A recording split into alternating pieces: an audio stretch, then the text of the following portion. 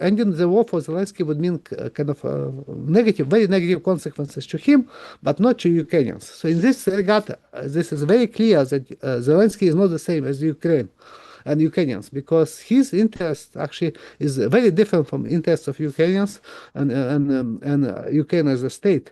And I think and for this reason he wants to prolong this war as long as possible and stay in power as long as possible, because otherwise he is in danger of, and even his not only freedom but also life can be in danger if he would be again threatened by far-right and other kind of factions in Ukraine. People are killed, they are abducted. There are a lot of videos, and this is totally ignored by the Western media, by Western politicians who claim that they support Ukraine and Ukrainians. But actually, this is opposite. I regard this as a very anti-Ukrainian policy, because this is very clear that this is not what Ukrainians want, and that this has a very negative effect on Ukraine and Ukrainians. Even so, this is beneficial for Zelensky, which is for this reason he's supported by the West. Hello, everybody. I'm Lena Petrova with a new episode of World Affairs in Context. Today, I'm very pleased to welcome Dr. Ivan Katchanovski, a Ukrainian-Canadian academic at the University of Ottawa. Professor Katchanovski's two recent books, The Russia-Ukraine War and Its Origins and The Maidan Massacre, are very high on my recommendations list. Professor Katchanovski's groundbreaking research reveals how Ukraine became a U.S. client state in 2014 following the Maidan coup. Please do yourself a favor and read these two books to learn what the official narrative tries very, very hard to conceal. Professor Katchanovski, welcome back. It's so great to have you back on the program. Thank you for the invitation, and thank you for the recommendation to read my books. They are open access. They are freely available for anybody who is interested to read, to download, to share, and to republish. And there was a recently publication of French translation of my book about the Maidan massacre.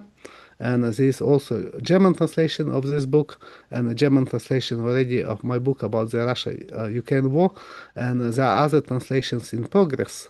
So I think, and there are already, I think, more than 1 million views and downloads of my two books online, which is quite incredible for academic publications like this. Absolutely. And I will link both of the books in the video description below for our viewers to download them. And I will also link your profile on X, or former Twitter. I follow you and you're very, very active there. And so it's very helpful to see updates from you regarding Ukraine and the peace negotiations. So I will link all of that in the description below.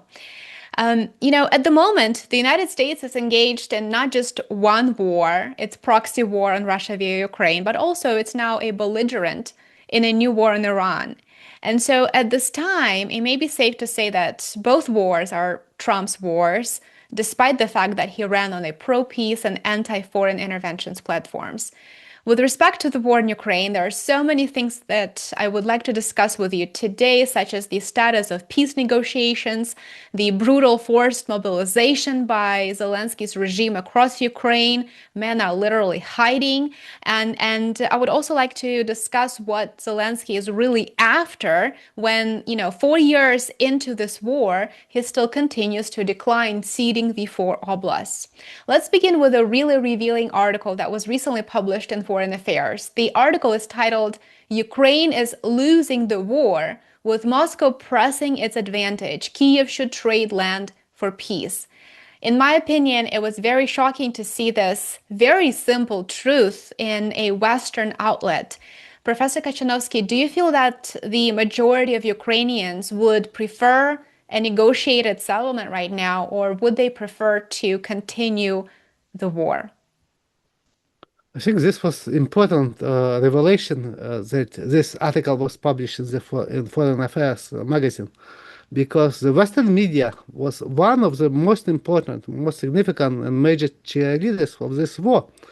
And they often misrepresented this war, its origins, and I examine this misrepresentation. I examine narratives promoted by the Western, Russian, and Ukrainian governments in the media, about this war and how they misrepresented this conflict for a variety of reasons, and specifically political reasons. And the Western media, which is supposed to be free media, actually just presented a view which was based on views of the governments, basically Western and Ukrainian governments, and not actually based on reality. So they claim that Ukraine was winning the war from the start. They now claim that again Ukraine is not defeated, is not being defeated. That there is a stalemate in this war, or Ukraine is making advances and would still be able to defeat Russia. But I think it was clear from the start, from the very start of this conflict, which I mentioned in my social media comments, in my publications, in my media interviews, that Ukraine would not be able to win this war because Russia has military advantage over Ukraine. And even after this war became a proxy war with support of Western countries, which provided weapons to Ukraine, provided military intelligence to Ukraine, and still provide this intelligence and weapons, but also provided economic support. So this means this only prolongs this war for much longer time, now for more than 4 years. Even so, Ukraine could not have been able to contain Russia or to, again, to wage this war for such a long time without Western support. So now this acknowledgement in this article, which was, I think, just basically what is any rational person who actually believes in evidence and not believes in propaganda would believe from the start of this conflict. But I think in terms of views of Ukrainians, I think this is also an important issue, which I examine in my book about the Russia-Ukraine war and its origins. It's actually not easy to know views of Ukrainians on this issue because there is no freedom of expression in Ukraine. So Ukrainians are afraid to say anything which will be against the government line. So there is no free media. You have one television marathon, which is basically government propaganda non-stop on all television channels. And this is just, they talk about Ukraine victory, they talk about Russian defeat and so on, which again has very little with reality. But a lot of people have no alternative, especially older people or people outside of cities and so on. They just have to rely on this television marathon as the only source or major source of their information. So they are actually not able actually to know a real situation, which is a very difficult situation for Ukraine. And so in this regard, also public opinion polls I don't regard as reliable in this case, because people are not able to express their opinion on this issue. And these public opinion polls are also limited in terms of number of people, and people actually whom they're able to poll, because Ukrainians in Donbass and people, again, in other regions of Ukraine which are occupied or annexed by Russia, are not able to express their views on this issue. And I think this also applies to a lot of refugees and who fled Ukraine to other countries, but also specifically also not only to Western countries or countries like Poland and Slovakia and Hungary or Romania, but also to countries like Russia. There is a very large number of Ukrainians who fled this war to Russia. So their views also are not expressed by the media, not expressed in public opinion polls. And they are historically pro-Russian regions, and especially Donbass. This applies to Donbass, territory of Donbass. According to public opinion poll, which I commissioned in spring of 2014 on this issue, which was actually the last public opinion poll which was conducted before such public opinion polls could not be conducted in Donbass, since there was a war starting in this region at that time. And so this public opinion poll, which was conducted by Kyiv International Institute of Sociology, showed that in Donbass there was an absolute majority of people who supported various forms of separatism, which included secession from Ukraine, joining Russia, or they also supported, some of them supported autonomy, unilateral autonomy in federal Ukraine, which was rejected by the Ukrainian government at the time and still rejected now. So I think based on this public opinion polls before the war, which were reliable, kind of much more reliable than what we have now, I can say, and also based on my research on this topic in a book which I published based on my dissertation about views of Ukrainians on these issues. In the book called Cleft Countries, Regional Political Divisions and Cultures in Ukraine and Moldova, post-Soviet Ukraine and Moldova. So I can say that actually in Donbass, it's very likely that most people in Donbass support joining Russia, and they have pro-Russian attitudes, they support joining Russia, and supported annexation of this region of Ukraine by Russia. And so in this case, views of people in Donbass, they are, I think, in support of Ukrainian forces withdrawal from remaining part of Donbass and ending this war. And because they support Russian government policy, basically now, most of them, even so you have also minority of people who do not agree with this and support Ukrainian government policy. But majority of people in Donbass support this view. This is my kind of research-based conclusion. But in terms of views of other Ukrainians in other regions of Ukraine, it's more difficult to say from this perspective because, again, as I mentioned, people are not able to say this. And even if they would say, if they ask such question, even if they would say publicly, even on social media or even public opinion polls, they can face persecution for saying this because this is against Ukrainian law to publicly support kind of territorial, just kind of such withdrawal, basically such territorial concessions or territorial changes. So this means that people would be arrested, they can be persecuted, or they can face a variety of other negative consequences, including kind of attacks from far right and also denunciation by their neighbors and also arrest and persecution of criminal charges. So for this reason, a lot of people are not able to say this, even so they might have such a view, but they cannot say this publicly because this could have very negative consequences for them. And just one example of this, I think about 2 years ago, there were like two popular bloggers in Ukraine who Ukrainian bloggers who just did not publish anything about politics, about war in Ukraine, Russia-Ukraine war, but they published about some kind of other issues like beauty and some other stuff like songs and so on, music, but they called for a peaceful deal to end this war. And afterwards, one of them had to flee to Spain because he was threatened for calling for peace and ending the war because of negative consequences to Ukraine, because this became very dangerous for him. So he fled from Ukraine to Spain illegally, again crossing the border to Spain, again border from fleeing Ukraine over border and then going to Spain. And another female blogger, again very popular blogger in Ukraine, had to issue public apology and say that she supported this war again until victory after she was visited by security service of Ukraine. And so she said this, admitted that basically after talking to security service of Ukraine, she changed her opinion. So this is again just example. So even people kind of cannot say this on social media, and the same applies to people who try to do this even in public opinion polls, which are now conducted over telephone. And so a lot of people just afraid to express this opinion. But I believe that there is actual majority of people who support ending this war. And if they knew actually real situation on this front, they would support basically ending this war because there is no real possibility of winning the war. And each day of this war just brings more negative consequences, brings more Ukrainian soldiers killed, and without any real possibility of a changing outcome of this war, which was very clear from the start that Ukraine would be defeated. And the only question is how much and what kind of defeat there would be for Ukraine.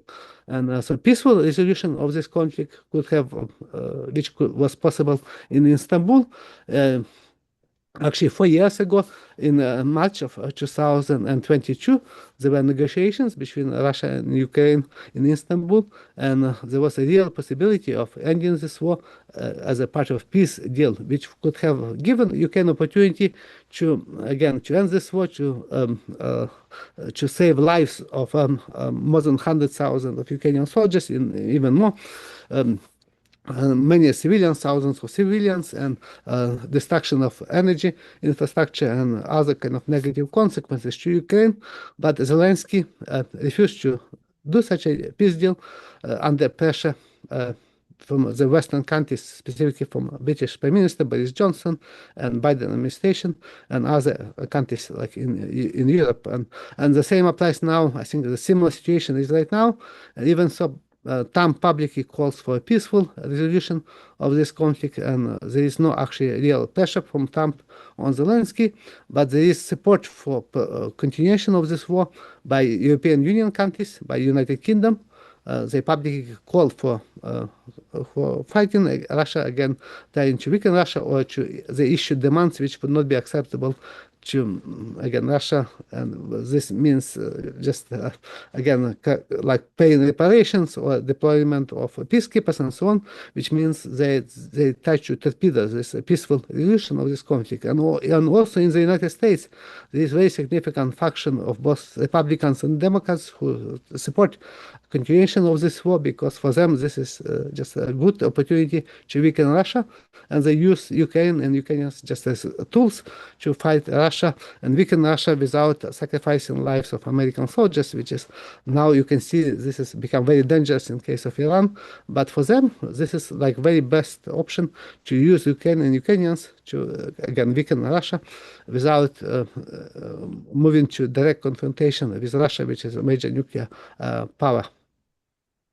The peace talks have been reportedly suspended due to the US-Israel war of aggression on Iran, but it is clear that it's not the war in Iran that's the main obstacle. It is the inability of all parties, of all actors, to come to an agreement that is acceptable to all involved. And as you just mentioned, Europe is increasingly trying to assert itself as a key player in these talks, and Europe is making it very clear that, and really by Europe, I'm mostly referring to the EU, is really trying to sort of present any peace deal as a defeat of Ukraine and a major win for Russia, where peace would be a win for all sides, and especially for Ukraine, a country that's already destroyed and clearly unable to win this militarily. But what do you make of the pause in peace talks at the moment? I think a peaceful resolution of this conflict is best option for Ukraine, and the representation of this war, and as again as beneficial for Ukraine, as good for Ukraine, is not by the Western politicians. Again, is not based on reality. This is based on their own interest to continue this war. And so they claim that Ukraine can defeat Russia and so on, and they claim that a peace deal on the terms which were issued and made public by Ukrainian government and Ukrainian media after meeting between Trump and Putin in Anchorage, in Alaska, to resolve this war peacefully. They said this was basically capitulation of Ukraine. But capitulation is not actually what you can see in this proposal of peaceful resolution of the conflict. This was just a blueprint for a peace deal which could reflect reality on the ground. And I think Trump accepted this kind of, and Putin agreed also to compromise kind of as a part of peace deal to end this war. So there was a real possibility of a peaceful resolution of this conflict after a meeting between Donald Trump and Putin in Alaska. But I think for a variety of reasons now the negotiations came to a deadlock, because for Zelensky, again, it's beneficial to continue this war.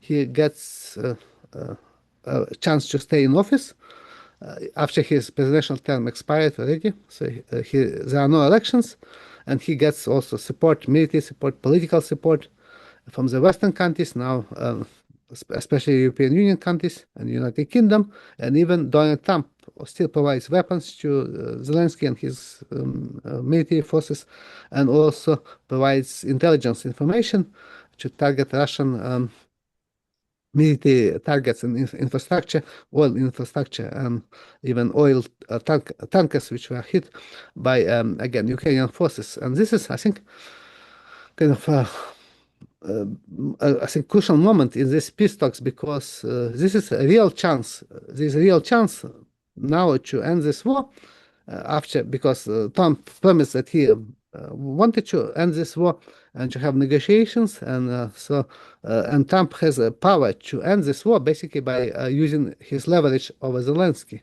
and nearly total dependence of Zelensky on Western economic and military support, which is now still directly provided by United States, but also directly given information by the United States about intelligence information about targets to hit and so on. And there are other kinds of support provided by the US and Western countries. And since Ukraine is client state of the United States, so US has a leverage over Zelensky to, again, to just tell him basically to accept a peace deal and end this war. But Zelensky, he refused to basically kind of budge on this issue. He continues to say there will be no territorial compromise with Russia as a part of this peace deal. He says that he will not withdraw forces from the remaining part of Donbass, because there are now approximately, he said, I think around 200,000 people live in this area, which is still not occupied by Russia, but even so Russia annexed this region, which was separatist region. There was a civil war there since 2014, and also Russian military interventions in support of separatists. But Zelensky refuses to do this, and he claims that he wanted to, he does this to support Ukrainians in Donbass. But as I said before, actually public opinion poll before the conflict started in 2014 showed that actually majority of people in Donbass supported actually various forms of separation from Ukraine. So in this case, this is actually not actually supporting Ukrainians even in Donbass. This is a very different kind of situation. And for this reason, I think peace talks now in deadlock, because Trump just does not want to kind of use leverage over Zelensky and to kind of make this peaceful resolution of this war happen, even so he has such ability. And I think he does this for a variety of reasons, and one which is political, because there is strong faction in both Republican Party but also in Democratic Party and in other countries, NATO members like the United Kingdom and France and so on, and Germany, to continue this war and in order to weaken Russia. So in this case, he does not want to kind of to pressure basically Zelensky to end this conflict, even so he has such a possibility. And this can be done not just pressure, again, using illegal means like abduction of Maduro in Venezuela, which was done by Trump, or assassination of leaders of Iran and so on, or regime change in Cuba, which Trump openly calls for. But again, you can have this. This is not kind of possibility. Again, there is no need. There is no kind of I think this is never gonna happen in case of I don't think this is gonna happen in case of Zelensky, but there is such possibility of using elections, basically just calling for elections in Ukraine, which can lead to change of the government of Ukraine, and more people who would have a possibility to again sign a peace deal and to end this war might replace Zelensky, or he can be also replaced by Parliament of Ukraine, because actually in Ukrainian constitution, Ukrainian political system is parliamentary presidential system, in which parliament has more power than president. But now Zelensky took basically powers which are not in constitution, so he basically put parliament under his control. He dismissed constitutional court, exiled head of constitutional court of Ukraine, so there is no division of power, and Zelensky became basically de facto dictator of Ukraine, and so he is able to kind of, without any real opposition in Ukraine, he is able to continue this war because nobody is able to challenge him. And I think in this case, this is also very negative consequences to Ukraine because there is no real opposition and chances that he can be replaced again by Ukrainians are very small. So I think this is,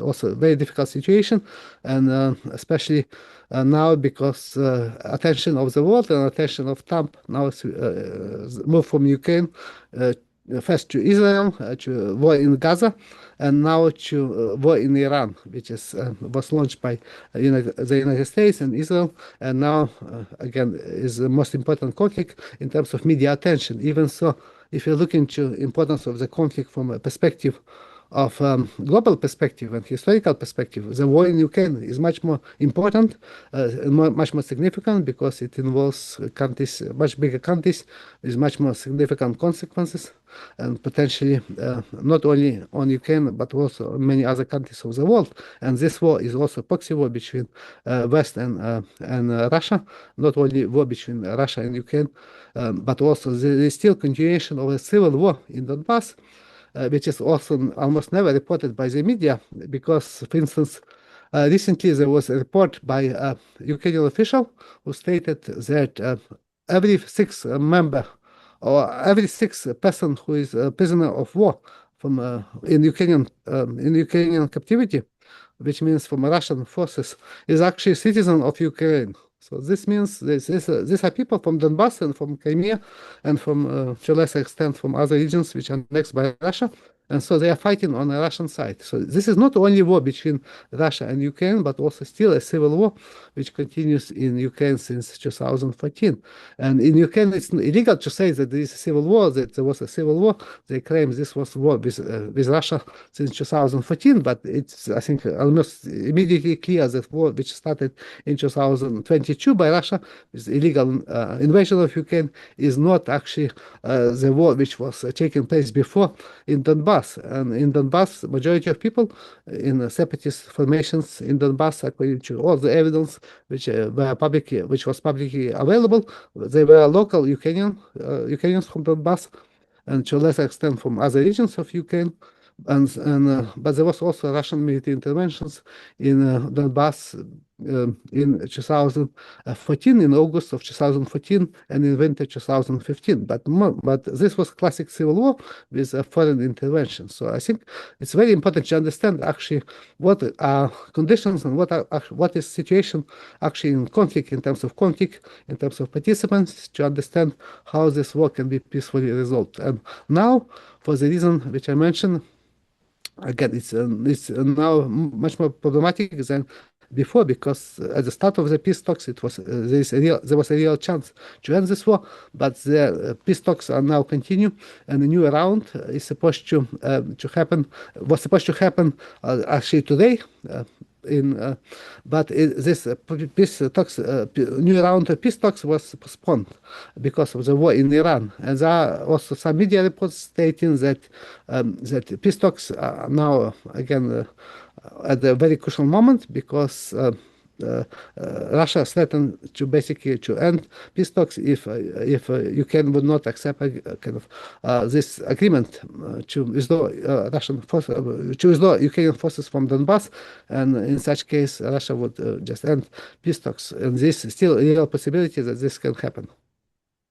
Right. And I was wondering if Russia is reading the clues from how the United States conducts itself when it negotiates with other countries. And here, of course, I have Iran in mind, because in June of 2025, the United States and Iran were engaged in negotiations that had related to Iran's nuclear program. A peaceful nuclear program, I should clarify. And at the time, the United States launched a strike or an attack on Iran during negotiations. So effectively, it used negotiations as a ruse, as a sort of a way to make Iran believe that there wasn't going to be an attack, and then they attacked. And now in February, the United States and Israel effectively did the same thing when they attacked on Saturday. And the following Monday, State Secretary Marco Rubio was supposed to meet with the Iranian counterparts to continue the negotiations. So I wonder if Russia is looking at this and thinking maybe the United States isn't to be trusted. Maybe it's not a an honest broker in peace negotiations. What are your thoughts on that? Yeah, I think this is also a major issue because Putin previously accused Western countries in and Ukrainian government in a refusal to implement Minsk agreements. Also in other cases, again, not to expand NATO to Ukraine and Georgia, which was done contrary to assurances by Western governments. So there was membership in NATO was promised to Ukraine and Georgia in 2008 in the Bucharest summit, and also there was also expansion of NATO in Baltic states and Eastern and other countries of former Warsaw Pact like Poland and so on. So again, Russia regards this kind of as problematic. So Putin specifically accused the West and Ukrainian government as being not trustworthy. And Ukrainian government also said that, and Western governments also said that Russia violated Budapest Memorandum when Ukraine agreed to. In 1994 to disband their kind of nuclear weapons, which were on Ukrainian territory from the Soviet Union times, but were not under control of Ukrainian forces. They were just de facto under control of Russia. So Ukraine could not use nuclear weapons under their territory, and so they had to either to destroy these weapons or to transfer them to Russia.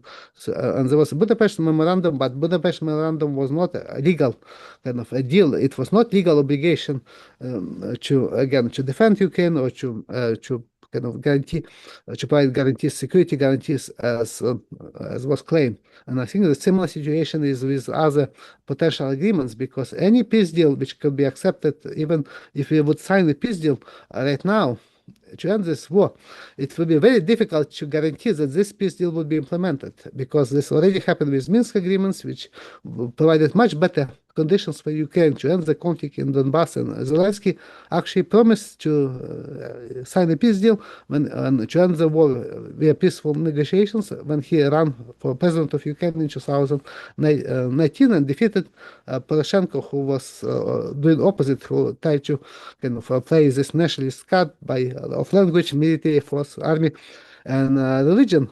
So Zelensky actually, when he came to power and won elections, he made a U-turn and he completely abandoned his agreements, his election promises to end the war, and under pressure from the West, from also far right, who threatened him. And so now he became what I call Poroshenko on steroids.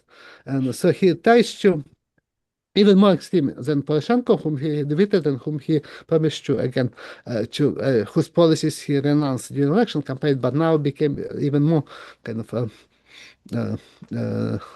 hardline and militaristic in this regard, and nationalistic, even so he does not believe in this stuff. I think he just plays this for his own kind of image and for his own benefit, because this is beneficial for him. So I think this is, I think, very difficult situation in this regard for Ukraine, and I think also any peaceful resolution would be very difficult to implement unless there would be real kind of motivations and real kind of interest of countries like the United States and Western European countries and Ukraine and Russia to kind of observe this agreement. But there is no guarantee that this would happen. And any security guarantees also which could be issued to Ukraine, there is no possibility that nobody can force like United States government to implement them. And just if you're looking now in the war in Iran, just one example of this, again, Middle Eastern countries which have military bases of the United States on their territory, they believe that this military bases would give them protection in case of any war like this, especially with Iran.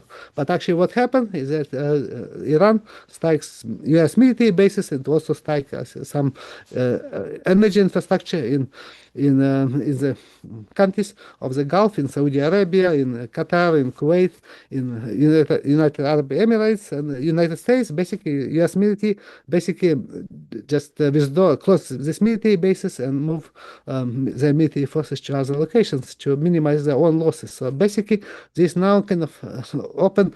It's easy to see that actually United States would act in their own, act in the U.S. interest and not in interest of other countries. So I think the same could apply to Ukraine because there is no kind of any way to kind of to make any peace deal legal and obligatory because there is no superior government, international government, which has such power. And especially now, when the United States government under Donald Trump now abandon any pretense of international law, they now openly proclaim that only American interests would be important for the U.S. and that's why they illegally kind of kidnapped the president of Venezuela, certain Cuba.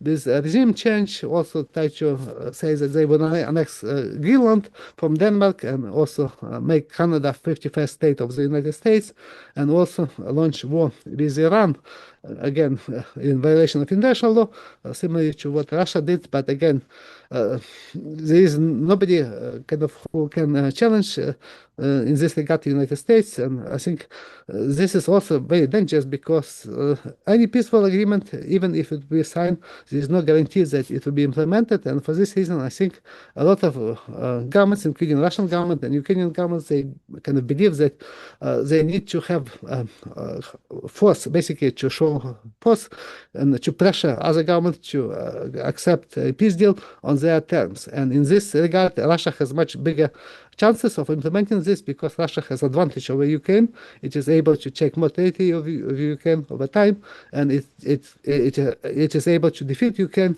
which is already clear that Russia is defeating Ukraine because Ukraine lost almost 20% of its territory, and there is no possibility of defeating Russia in this regard. So I think any peace deal which would be acceptable to both, again, to Russia, would be on Russian terms, and Ukraine can either refuse to do this, as Zelensky tries to do this now, but in such case, or to agree to this deal. But if Zelensky would refuse to accept this peace deal now, conditions for any future peace deal would be much worse for Ukraine. Without any real possibility of improvement, without any significant possibility of defeating Russia, and taking back a territory which is occupied or annexed by Russia. So in this case, I think, again, it's very clear from such perspective that peaceful resolution is best deal, but I think it's still a very tough situation to achieve this, and especially negotiations in this regard, I think now became problematic because there is no kind of view by Zelensky, and that he wants to really wants to accept a peace deal. He just plays for time, just showing that he wants to have peaceful negotiations, which he prohibited himself from doing with Putin. But now he again violates his own law and his own decree to ban any peaceful negotiation with Putin. And he claims that he wants to have peace deal, but again, terms which he is not able to dictate because actually Ukraine is not winning the war, but Zelensky acts as he basically is winning the war, and European Union countries and United Kingdom supporting him in this regard. They also claim that Russia needs to accept agreement on Ukrainian terms or European Union terms, or again European terms, which is not the case. I think which basically would not be acceptable to Russia. So I think this is why any peace deal would be, I think, also kind of not the end of the. It might end the war, but it might not end the conflict, and there would be a real possibility that conflict would become for a long time, like in the case of South and North Korea, or it can again become a war, like in the case of a war in Iran when the first war ended. Again in June, but now we have a second again war with Iran, and much bigger compared to the first one. So I think in this regard, it's also very important to understand that kind of peace talks can be and peace deal might not be kind of end of the conflict between Russia and Ukraine, and trust in this regard and ability to observe any peace deal and trust other kind of parties in this conflict to adhere to peace deal terms or to negotiate in good faith, actually problematic for the reasons which I described. Right. And I would agree with you. I think that any peace deal between Ukraine and Russia that involves third parties from the West would probably just result in a frozen conflict, and it would just allow Western actors to sort of just take their time to rearm, build up their infrastructure, build their military industrial complex, and ramp up production in order to restart the conflict again, at the expense of Ukrainian lives on Ukraine soil as a way to wage another proxy war in Russia. So it does seem to be more probable than not that any peace settlement that does involve, Western parties voicing their interest in that peace settlement would result in just a frozen conflict. But what's interesting is that recently Zelensky reportedly said that Ukraine must prepare for 3 more years of war. And if we look at Ukraine and the reality on the ground, we see that Ukraine has 11 million pensioners. These are individuals who are 65 years older and above, and the majority of them actually live below the poverty line.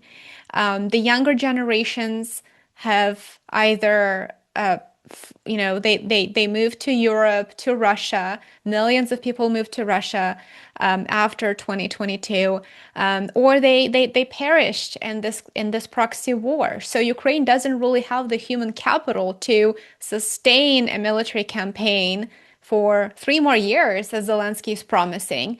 And what's more important probably is that if you look at the economic side of it, the economic side has to sustain war efforts, but the Ukrainian economy is just destroyed because it doesn't have the human capital, it doesn't have the infrastructure, and so many other things. So, what is Zelensky's plan here? Why is he saying let's prepare for 3 more years of war when he requires foreign funding to finance government operations, to pay pensions to those 11 million people who are 65 and older, and he requires Western weapons to wage that war? What's his plan here? I think his plan is to stay in power, and war for him is power because he's able to remain in power in violation of Ukrainian constitution, which does not prohibit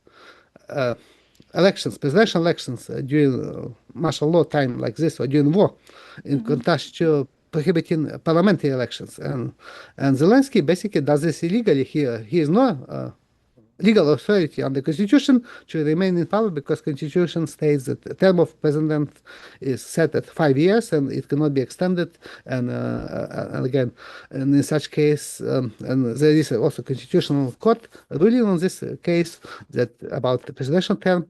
So and Zelensky basically knows this, and for him, being able to continue this war for such long time means that he would stay in power with all the benefits of being able to get ability to get all these ovations from Western politicians, from Western media, Western kind of celebrities and so on, who give him all this applause basically for using Ukraine as a proxy war against Russia and using Ukrainians as a tool against Russia. So they basically Zelensky getting such benefit for him. This is very important. This is like standing ovation given for his performance as a leader of Ukraine because of his background as kind of comedy in comedy television kind of genre. So he needs to have applause. For him, this is like kind of shows that he does very well, and also he get the benefit, economic benefit, financial benefit from this war. So there is this investigation of inner circle of Zelensky, and people close to him were accused and charged with large scale corruption, including one of them had a golden toilet in his in his apartment. So they live very lavish lifestyles and so on without any real kind of accountability, with the exception of this National Anti-Corruption Bureau, which was actually investigating them because it was under kind of basically under control or under influence of the United States and other Western governments. So they're able to use this against Zelensky, but Zelensky entourage, but not against him directly so far. And so here, so this means also that in case of any ending of the war, Zelensky might face a lot of questions from Ukrainians for his failure to prevent this war, which was avoidable and could have been avoided by peaceful negotiations, which I mentioned, implementing of Minsk agreements and so on. So he would also face a lot of questions for his failure to, again, to sign a peace deal in Istanbul, and kind of other questions about his again, about his activity and actions in his office and his close associates in case of corruption. So he might be also kind of threatened by far right if he would accept withdrawal of Ukrainian forces from Donbass, or even if he would sign a peace deal with Russia on other kind of terms, which is not likely, but in any case, he might face threat from far right, including open neo-Nazis, who already threatened him in 2019 and also at the start of Russian invasion against making any peace deal with Russia to end the war in Donbass and now a war with Russia. So he would then have basically under a real possibility of criminal persecution in Ukraine if he would lose power, or he would have to flee Ukraine, as happened with many other dictators. So he would then kind of abandon, he would again then lose his publicity status. He would no longer be given standing ovation and all this kind of applause by the West. So in this case, this ending the war for Zelensky would mean kind of negative, very negative consequences to him, but not to Ukrainians. So in this regard, this is very clear that Zelensky is not the same as Ukraine and Ukrainians, because his interest actually is very different from interests of Ukrainians and Ukraine as a state.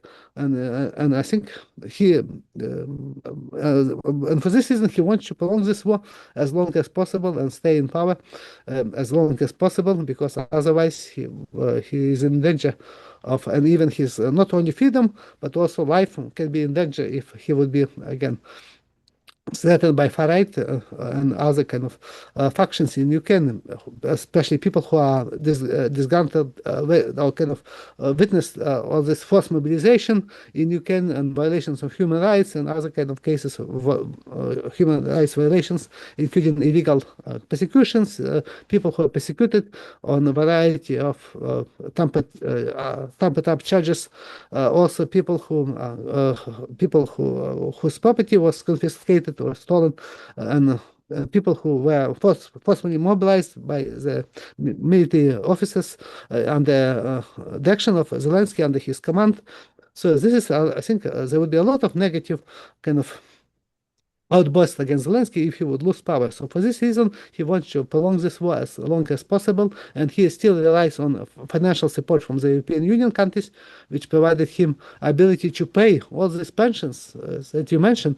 All the pensions in Ukraine are paid by Western countries. Initially, it was the United States and other European countries, but now European Union pays all basically salaries of Ukrainian public employees, and also like teachers, professors, doctors, and they also pay salaries of other public officials, and they pay pensions. So because Ukrainian budget is not able to cover all these expenses, and for Zelensky this is a good opportunity because he basically getting also money, kind of to stay in power, to prolong his rule, which is not democratic and not again according to law, but he is supported by the West financially and politically, so he can use this to prolong this war as long as possible for him, because this is in his interest. Absolutely. Europe has repeatedly suggested sending so-called peacekeepers to Ukraine, even after a peace settlement is reached with Russia. And every single time there is that rhetoric from Europe, Russia's response is that any foreign troops would be legitimate targets on the territory of Ukraine. Why is Europe pushing the idea of sending foreign troops to Ukraine after a peace deal is reached? I think they can do this for two reasons. One reason, they want to continue to have Ukraine as a client state of the United States or NATO, basically, or the Western countries. So for them, Ukraine is very good to contain Russia. Even before the Russian invasion, Ukraine was client state, which was used against Russia to contain Russia, and the same they want to continue this after the end of the war. So this is one reason, just to again to use Ukraine against Russia for geopolitical reasons and to maintain conflict between Russia and the West and between Russia and Ukraine. And in such case, European peacekeepers would be able to kind of prolong this and also maybe enable Zelensky to stay in power because they would give protection to him against any kind of threat which might be coming from Ukrainians who might be kind of again, who might try to go against Zelensky after the end of the war. But I think another reason, which is also very important reason, even maybe even more major, much more significant reason, is that they use this kind of promise to or intention to deploy peacekeepers in Ukraine against specific statements by Russia that this is a red line, this is not acceptable to Russia. So they know this, and they do this specifically in order to kind of torpedo any peace deal prospects, because if they would make such a deployment of peacekeepers as a part of peace deal, formal or informal, which is even, again, if Russia would not agree, so in this case, again, this would mean that the war would continue, no matter if peace deal would be signed or not, and this would mean that Russia would not be likely to accept such conditions of peace deal, which would involve deployment of peacekeepers. And for this, I think, for this reason, I don't think that they want to have a direct war with Russia, but they want to just to use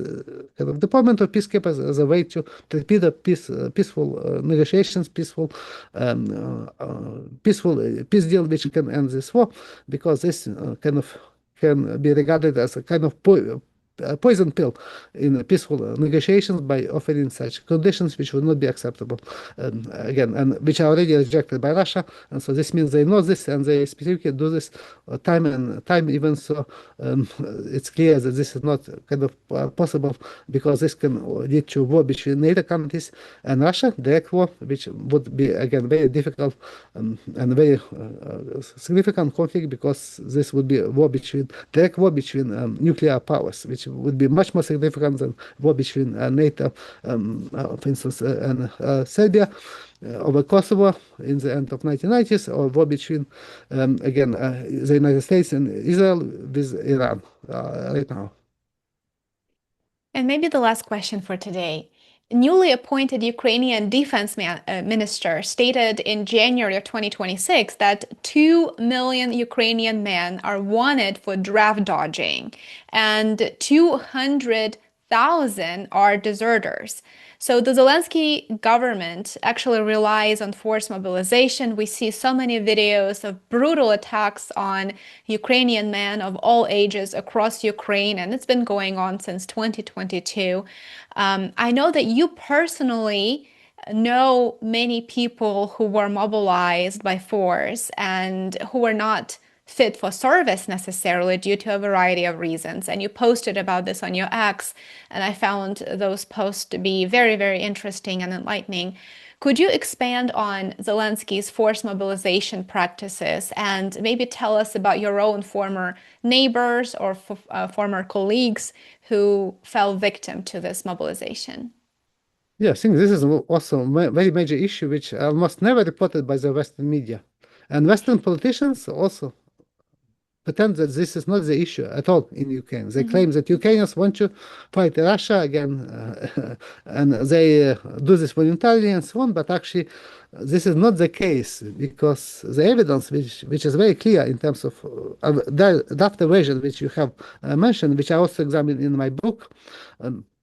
So actually what is important to understand that a lot of Ukrainians, no, I think I would believe a majority of Ukrainians, based on this public kind of data about desertion, they would not be willing to fight war to the last Ukrainian, contrary to the policies of Western countries, now also policy of Zelensky in this regard.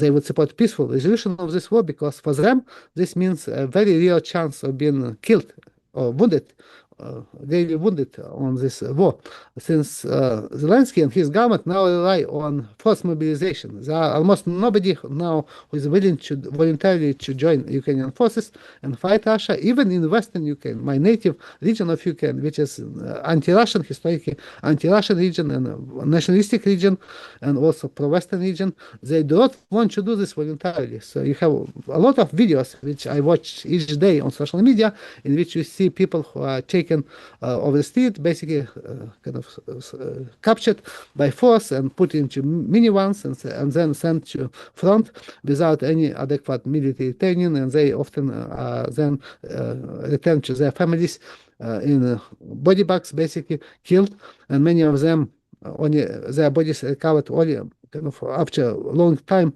in because Ukrainian forces are not able to to have these bodies after they retreat. So now you have exchange of bodies which take place, and Russia typically exchanges 1,000 Ukrainian bodies of Ukrainian fighters with just few dozen of Russian fighters for this reason. So I think this is a very real issue, and I'm told by my friends and my acquaintances in Western Ukraine that men there basically are hiding from forced mobilization. They are afraid to go on the street. Even people who, again, because they know that they can be captured by and put in minivan and sent to frontline. So this is like real danger, and people actually know this. They are aware about this issue, and they try to avoid this mobilization by force, and because they don't want to fight in this war, and even if they are captured, many of them desert from front lines, or they desert from military training camps. And so you have, this is a very big number of people who do this, and also this is consistent with reports of individual cases, people whom I know, whom I, when I was living in Ukraine, when I grew up in Ukraine, my neighbors, former neighbors, again, I know that some of them also were captured by force and mobilized by force, and two of them are already killed. And one of them was just mobilized recently, a couple of weeks ago. He was, he's about 56 years old, and he has tuberculosis. He went to do shopping, and he was captured as well, and again, and taken for military force, for military service, even so he has tuberculosis, active form of tuberculosis, which is again very dangerous kind of disease, and has variety of other illnesses. But now almost they don't care. They mobilize people with illnesses. They mobilize people with convictions, prison conviction, prison terms, and so on, prisoners. So they mobilize anybody who can be mobilized without again looking into any legal norms in Ukrainian law. They have basically right to do this under Zelensky directive. So Zelensky gives them rights to do this, to kidnap people from the street, and for this reason Ukrainians are hiding, and they are unwilling to do this. And just another case of my neighbor who was mobilized by force, and this is neighbor from across the street. Another neighbor whom I mentioned was living just next to my house on the on the same street. Just I know him because we went to school, and so and my house actually now was also taken away. So I cannot go to Ukraine for this reason. They took away my house and my property after I wrote about Maidan massacre. But another neighbor, I still keep in touch with my neighbors, so I talk to them often, and with my relatives. So and they told me that another neighbor across the street, whom I know also personally, he was mobilized into military force, and he deserted, and he was captured again. And sent to training camp, and then in a few days in being in training camp in Western Ukraine, he was found dead with his bones broken, with injury to his face, to his head, and again, and so he was. But all the media reported that he was killed, basically fighting with Russia on the front line. Even so, he was killed very likely, almost definitely, he was killed in training ground because he did not want to fight in the war. The there was some kind of other reasons for this. He was killed, but there was no investigation, and neighbors were told not to even ask for an investigation. So all the media reported that he was just killed in the war. So this is like a real situation with real people who are again killed. And another neighbor who was also just recently killed in the war. This is like his son of a person who just lived 2 houses away from my house in again Western Ukraine. I know their family. I do not know him, but I knew his mother and grandmother so very well. So this is also quite just telling how extent of casualties in Ukraine, which are also never reported. So you don't have there is no real information about number of Ukrainian military forces killed, and according to my estimate, there are now more than 200,000 of Ukrainian soldiers who are killed or treated as missing in action, but they are likely killed as well because their bodies are not recovered by Ukrainian forces. And in this case, I think this is a very negative situation for Ukrainians. And the longer this would continue, the much less chances, and there will be much more such casualties, and without any willingness of Ukrainians to fight in this war. And this just, I think, very good demonstration. This is not just accidental kind of cases. This is a very big issue, and also which is applicable not only to Eastern Ukraine and Central Ukraine, which are more kind of which are again regions closer to Russia and historical ties to Russia, but also to Western Ukraine, like my native region, Western Ukraine, which is again has no kind of love for Russia or no affinity with Russia, and supported kind of historically anti-Russian political parties and candidates, and voted for Poroshenko, and voted also for kind of other candidates who were kind of supporting nationalist policies and anti-Russian policies, and also supported pro-Western orientation, and now they are not willing to fight even in such cases, and they're mobilized, but they are either killed or they desert, and they can also face negative consequences afterwards in their life. So a lot of people's lives are killed, ended in such a way, and now people actually who said that they supported democracy in Ukraine, that they regarded Maidan in opposition again as a protest in Maidan, which took place in 2013 and 14 as a kind of a protest against police violence of the police. Actually, now they openly endorse and ignore this violence which taken place on Ukrainians with much bigger scale, which is actually police on Maidan was not responsible for the massacres, which I described in my studies, but actually this was opposite done, and now you see that actually all this violence taking place in broad light. People are killed, they are abducted. There are a lot of videos, and this is totally ignored by the Western media, by Western politicians who claim that they support Ukraine and Ukrainians. But actually, this is opposite. I regard this as a very anti-Ukrainian policy, because this is very clear that this is not what Ukrainians want, and that this has a very negative effect on Ukraine and Ukrainians. Even so, this is beneficial for Zelensky, which is for this reason he's supported by the West. I couldn't agree with you more. I think you're absolutely right. And we see that the surge in human trafficking in Europe as a result of the war has definitely become one of the main things that I know many UN reports mention, and the abuse of human rights in Ukraine is just in broad daylight, when men are taken off the streets, they're beaten. There are many reports that indicate that they are actually murdered in those military training facilities where they're supposed to be trained to be taken to the front, and it's just a complete and utter tragedy what we are seeing, and effectively, as you mentioned, Zelensky is not a democratically elected president. His term has expired several years ago, and Ukrainian church has been persecuted on a daily basis. So it is truly shameful to see that Western governments fund a regime that openly oppresses its own people and abuses their human rights. Professor Katchanovski, thank you so much for your insights today. This has been extremely valuable, and I do urge all of our viewers, our subscribers, to download Professor Katchanovski's books. They're very, very good, and you will learn a lot from both of his books. So definitely check out the links in the video description below. Follow Professor Katchanovski on X, former Twitter, and stay connected. Professor Katchanovski, thank you so much for joining us, and I hope that you come back for a new episode. Yes, thank you.